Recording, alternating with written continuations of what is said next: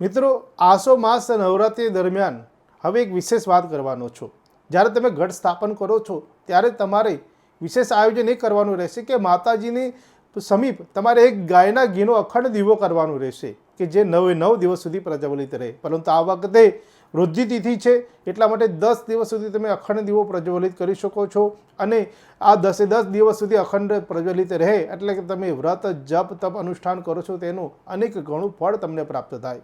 અને આગળ વાત કરીએ તો કે જ્યારે આ નવરાત્રિ પૂર્ણ થાય છે એટલે કે આ વખતે 10 દિવસ છે, 10 દિવસ પૂર્ણ થાય તો તમે દશાંશ હવન કરી શકો છો.